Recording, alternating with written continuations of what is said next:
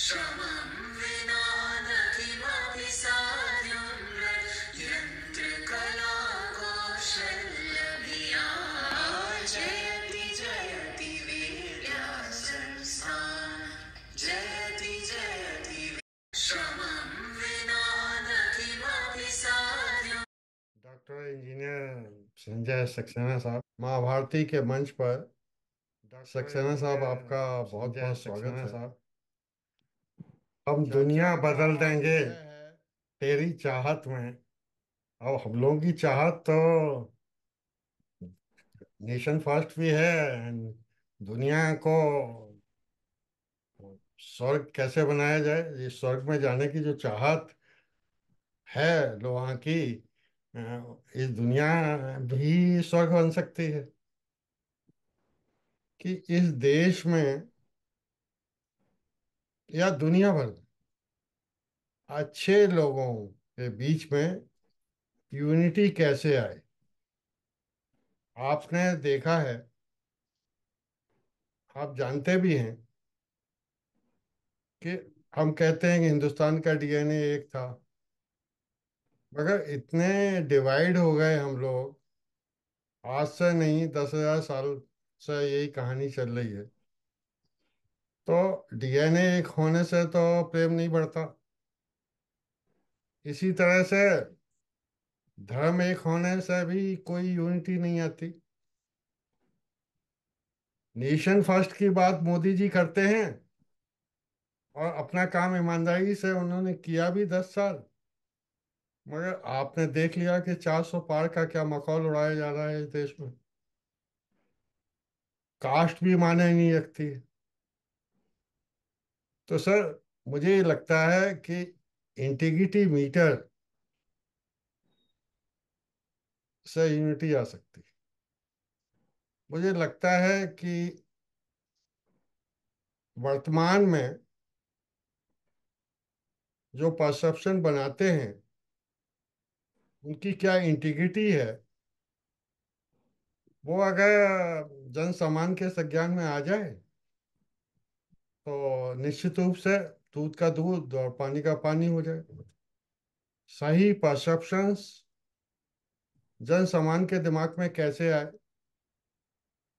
ये तो बहुत ही, मेरा मानना ये है कि दुर्घटना हो गई कि 400 पार का मखौल भी उड़ाया गया, मोदी को कमजोर भी किया गया, और इस देश को और इस समाज को और अच्छे लोगों को क्या मिला।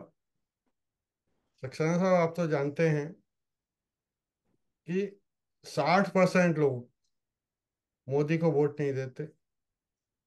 मोदी का मतलब यहाँ एक विचारधारा से है। जिस व्यक्ति ने 10 साल तक सैकड़ों रिफॉर्म्स किए और करप्शन के भी अगेंस्ट रहता है, कुछ मजबूरियों के साथ हो सकता है कि किसी व्यक्ति विशेष से कोई लगाव कर लिया हो, पॉलिटिकल कंपैरिजन्स हो सकते हैं, और उसकी सत्यनिष्ठा और नेशन फर्स्ट और सनातन के प्रति लगाव, देश के प्रति लगाओ, और बल्कि मैं तो कहता हूँ कि दुनिया में ह्यूमैनिटी कैसे एक हो, कैसे इस देश का नहीं संसार का विकास हो, उसमें मोदी जी लगे रहते हैं। और हम सबसे अच्छी सोच उनकी मुझे मालूम पड़ती है। तो इससे पहले सर, मैं आपको वो मंत्र बताऊं जो मेरे दिमाग में है कि किस तरह से यूनिटी संभव है, किस तरह से ये 40% जो हमारे मित्र हैं वोट देने ही जाते हैं, उनमें कैसे जागरूकता आएगी, और कैसे ये 60% का विरोध कब तक अच्छे आदमियों के विरुद्ध होता रहेगा। इसके बारे में सक्सेना साहब, आपके विचार मैं जानना चाहता हूँ, और हमारे दर्शक भी निश्चित रूप से जानना चाहेंगे। ओवर टू सक्सेना साहब। मेरा सभी माँ भारती के दर्शकों को प्रणाम। मैंने विगत कुछ शताब्दियों की जो हिस्ट्री है उसका अध्ययन किया है, और मैंने ये पाया है कि हमारी समाज में विघटन बहुत पुराने समय से रहा है। और ये जब आपने ये कहा कि डीएनए एक है, डीएनए एक होने के बाद भी हम लोग आपस में लड़ते रहे और हम लोग अपने छोटे से फायदे के लिए दूसरे का बड़ा नुकसान करने में नहीं हिचकते हैं। ये हमारा एक अपना अनुभव है। दूसरा ये कि हम लोग अच्छे वर्कर तो हैं लेकिन अच्छे रूलर नहीं। अब आप देखिए, हजारों साल से हमारे ऊपर कोई ना कोई दूसरा शासक आके शासन कर जाता है। जब कोई व्यक्ति, चाहे मुगल आए हों चाहे अंग्रेज आए हों, कितने लोग आए होंगे, लेकिन उन्होंने हमारे ऊपर सफलतापूर्वक सैकड़ों शताब्दियों तक शासन किया। उसका कारण क्या है? देखिए, बहुत से लोग हमारे इस मत से सहमत नहीं होंगे, लेकिन मैं पूरी तरीके से, जो हमने अपना सेवा के दौरान अनुभव किया है, मैं पूरी तरीके से इस बात से संतुष्ट हूं कि हम एक ऐसी कम्युनिटी हैं जो केवल डंडे से हाके जाना पसंद करते हैं। हम में डिसिप्लिन तभी आता है जब हमारा शासक कठोर हो। जैसे ही शासक निर्मल होता है या सद्भावना वाला होता है, तो हम बिल्कुल अपने आप को मुक्त समझकर उच्छृंद हो जाते हैं। अब मैं आपको इसका, मैं छोटे छोटे एग्जाम्पल देकर ही चीजें समझाने की कोशिश करता हूँ। जैसे आप किसी भी हाईवे पर चले जाइए, किसी भी शहर में चले जाइए जहां पर ट्रैफिक की व्यवस्थाएं हैं, आपने देखा होगा कि अच्छे अच्छे लोग जो बड़ी बड़ी गाड़ियों में जा रहे हैं, जिनको हम ये कह सकते हैं कि समाज के बड़े लोग हैं, अगर वहां पर कोई पुलिस वाला ढीला सा बैठा हुआ है तो उनको नियम तोड़ने में बिल्कुल भी दिक्कत नहीं आती है। लेकिन अगर उसी जगह पर एक कोई दरोगा तेज तर्रार बैठा है तो तुरंत सभी लोग लाइन में लग जाते हैं। इसके माध्यम से मैं ये कहना चाह रहा हूं कि हम तभी नियमों को पालन करते हैं जब हम पर कठोर कार्रवाई की उम्मीद हो। उससे पहले हम लोग नियम की परवाह नहीं करते हैं। दूसरा एक हमारा अनुभव यह है कि हम विभिन्न समाजों में बटे हुए हैं, उत्तर दक्षिण पूरब पश्चिम, और धर्म के आधार पर भी बटे हुए हैं, जाति के आधार पर भी बटे हुए हैं। और हमने अपने समाज में एक ऐसा तबका या एक ऐसा समाज बना लिया है जो इस देश की आजादी का महत्व नहीं समझ पा रहा है। हमको आजादी कैसे मिली, वो इसका महत्व भूल गया है। और उस समाज के तबके को, जो इस समय एक बड़ा विस्तृत रूप हो गया है, उसको केवल वोट बैंक की राजनीति ही समझ में आ रही है। देखिए, हम चाहे कितने भी खराब हो, लेकिन उनमें एक अच्छाई बहुत अच्छी मैं समझ पा रहा हूँ। वो अच्छाई यह है कि हम वोट के लिए किस हद तक गिर सकते हैं, किस हद तक झूठ बोल सकते हैं, ये उनसे अच्छा कोई नहीं जानता है। क्योंकि सभी का उद्देश्य किसी प्रकार से साम दाम दंड भेद से सत्ता प्राप्त करना रह गया है। देश बने या ना बने, इससे उनका कोई भी मतलब नहीं। और अगर हमें देश को सुधारना है, हमें देश को प्रगति के रास्ते पे ले जाना है, तो हमको कठोर कानून बनाने पड़ेंगे। और उन कानूनों का जो एग्जीक्यूशन है वो भी कठोर तरीके से करना पड़ेगा। तभी एक हम उन्नत समाज बन पाएंगे। और जब एक उन्नत समाज बनता है तो उसी से एक उन्नत देश बन पाता है। Thank you very much. आपने जैसा फरमाया, मैं अभी सिंगापुर में था, और Singapore is famous for very strict rules. वहाँ कोई भी ऑफेंस हो जाए तो कड़ी से कड़ी सजा में दी जाती है। इसीलिए Singapore is in rules and regulation wise and criminal के मामले में बहुत ही कठोर कार्रवाई करता है।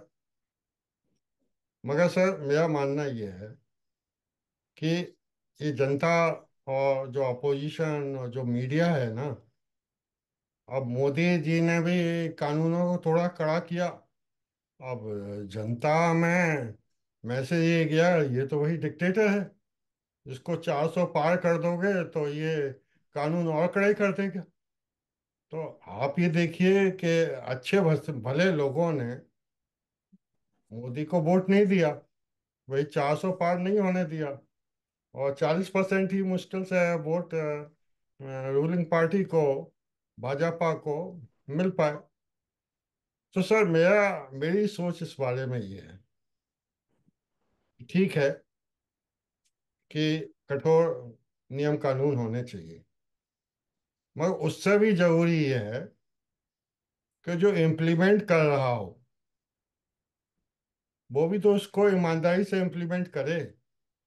अगर ये प्रश्न चिन्ह इस तरह के लगेंगे तो जनता कई दफे हो जाती है, होती रही है, हो सकती है। तो सर मेरी सोच यह है कि तकनीकी के माध्यम से मोदी जी ने शुरुआत तो जो डिजिटल ट्रांसपेरेंसी की है बहुत अच्छी की है, मगर इस रास्ते को बहुत आगे जाना है। अब आप देखते होंगे आज तक मैं भी एआई, आर्टिफिशियल इंटेलिजेंस की मदद से वो न्यूज़ रीडर, आर्टिफिशियल फिगर के माध्यम से न्यूज़ प्रेजेंट करता है। हम ये सोच रखते हैं कि आने वाले समय में जो विशेषज्ञ पैनलिस्ट होते हैं जो टीवी चैनल्स पे आते हैं, या प्राइवेट यूट्यूबर्स जिनको बुलाते हैं, उसमें एक कंपोनेंट, एक आर्टिफिशियल इंटेलिजेंस का व्यक्तित्व भी होना चाहिए, जिससे कि अगर कोई आदमी झूठ बोले तो वो उसको पकड़े और उसकी बात लोग समझें। आपने देखा होगा, अगर आप आर्टिफिशियल इंटेलिजेंस के टूल्स जो फ्रीली अवेलेबल हैं उनको आप देख रहे हैं, तो कोई भी आप क्वेश्चन पूछें तो ईमानदारी से जवाब मिलता है। तो अगर कोई कुटिल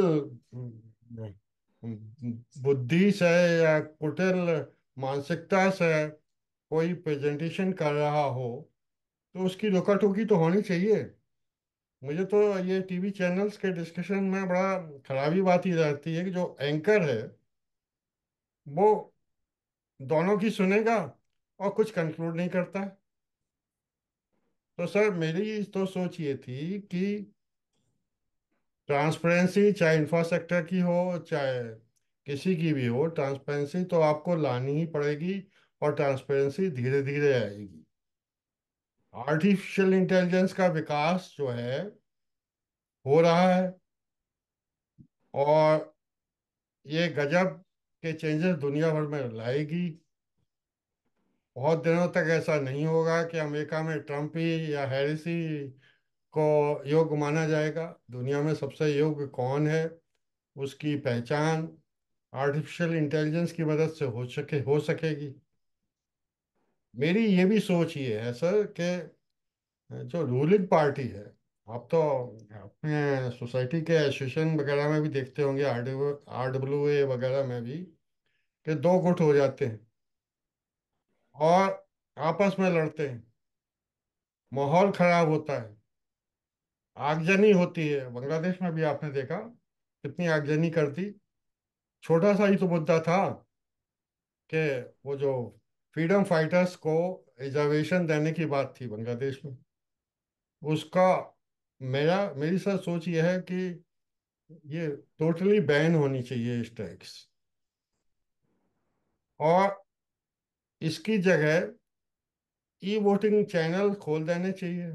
चाहे इंडिया का किसान का आंदोलन रहा हो, चाहे बांग्लादेश का वो बिंदु रहा हो, शांतिपूर्वक लोग मतदान करें, और गवर्नमेंट तो चौकीदार है, एग्जीक्यूट करने के लिए है जो जनता कहे।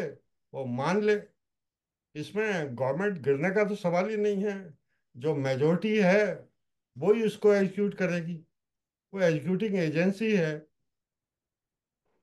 तो सर, शिक्षा के माध्यम से सही परसेप्शन देकर, सोशल और सिस्टम में रिफॉर्म लाकर हम यूनिटी ला सकते हैं। और यूनिटी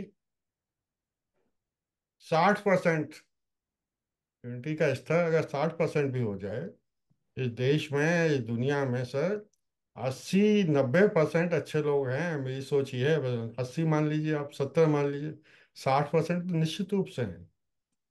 उनकी सोच जब ईमानदार होगी, उनकी ईमानदार सोच के लिए कोई मैकेनिज्म जब तैयार हो जाएगा, तो कहीं भी 400 पार करने की कठिनाई नहीं आएगी। और जो काबिल लोग हैं वो सत्ता में रहेंगे। वही जो गवर्नमेंट के शीर्ष पदों को पाएंगे। और क्रीमी लेयर लेयर वगैरह का मामला अपने आप सॉल्व हो जाएगा।